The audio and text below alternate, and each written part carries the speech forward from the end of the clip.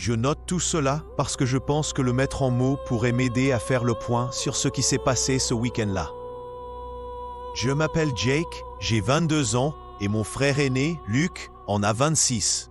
Nous vivons à Chicago et même si nous sommes habitués au bruit et au rythme de la vie en ville, nous aimons tous les deux nous évader dans la nature quand nous le pouvons. Juste tous les deux. Nous sommes proches depuis toujours, malgré les 4 ans qui nous séparent. Et ces week-ends de randonnée ou de camping nous permettent de nous couper de tout.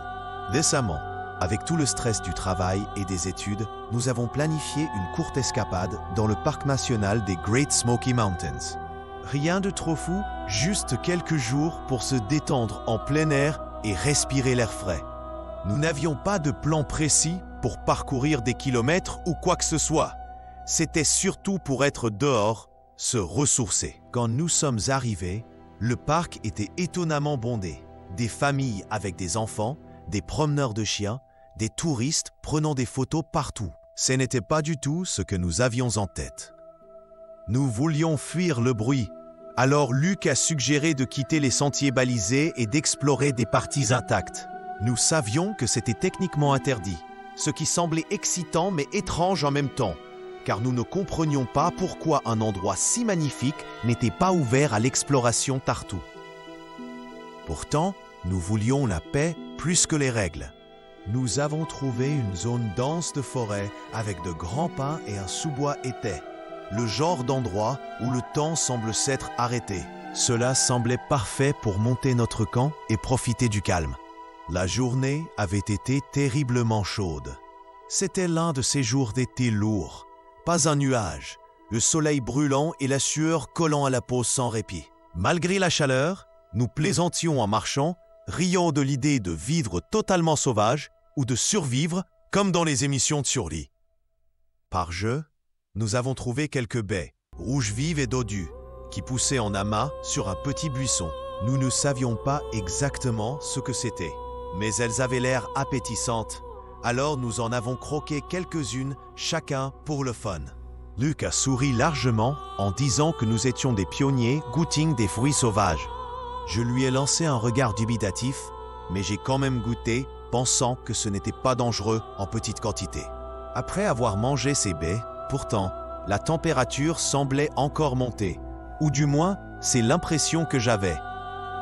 L'air est devenu lourd, et un étrange silence est tombé sur la forêt. Normalement, on aurait entendu les oiseaux chanter ou les écureuils courir. Mais là, tout est devenu anormalement calme. Luc l'a remarqué aussi et a plaisanté sur les animaux qui retiendraient leur souffle ou je ne sais quoi. Mais il n'y avait pas de rire dans sa voix, juste un peu d'inquiétude. Nous nous sommes convaincus que c'était simplement le crépuscule qui s'installait. La faune est souvent silencieuse à l'approche de la nuit. Pourtant, je ne pouvais pas me débarrasser de ce sentiment que le silence était trop complet, trop artificiel. Les ombres s'allongeaient rapidement et glaçant, la forêt semblait avaler le moindre bruit.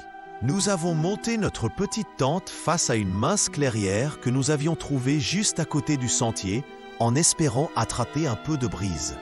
Le ciel s'est assombri vite pendant que nous manipulions nos affaires. C'est à ce moment que j'ai ressenti une boule au ventre, comme si quelque chose nous observait depuis la lisière sombre de la forêt. Luc a d'abord haussé les épaules, me disant d'arrêter de me faire peur, mais je savais qu'il le sentait aussi. Puis les crampes ont commencé. Une douleur aiguë dans l'estomac qui m'a plié en deux et Luc n'allait pas mieux. Ces baies, sacrées baies, nous rendaient malades. Nous avons décidé de ne pas allumer de feu ni cuisiner quoi que ce soit d'autre. La dernière chose que nous voulions était d'être coincés avec des flammes alors que nous nous sentions si mal. Alors, nous sommes restés assis là dans le froid qui grandissait, avec rien d'autre que le faible faisceau de nos lampes torches perçant l'obscurité autour de nous.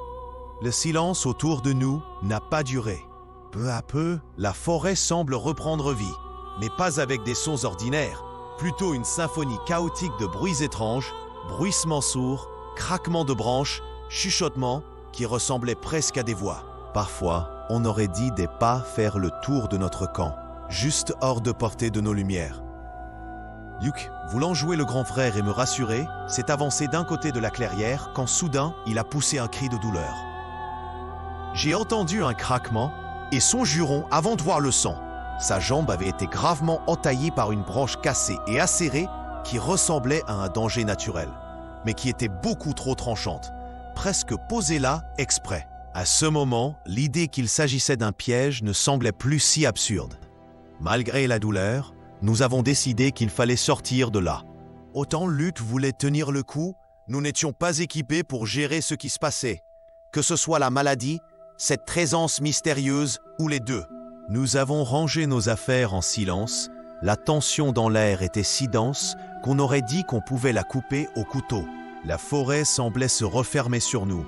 Le chemin du retour paraissait sans fin et étranger, bien que nous venions de le traverser. Par miracle, nous sommes arrivés à notre voiture où j'ai démarré immédiatement et mis le chauffage à fond.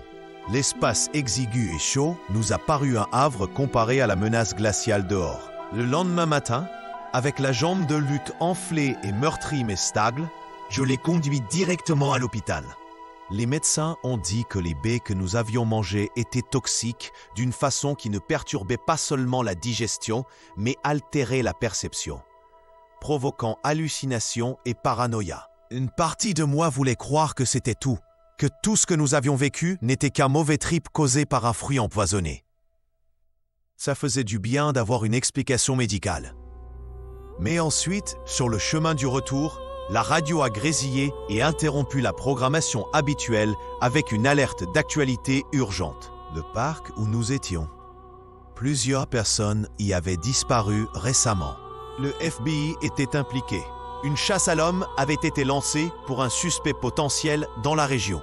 Soudain, ce que nous avions pris pour des bruits étranges et un silence inquiétant prenait une toute autre signification, bien plus sinistre.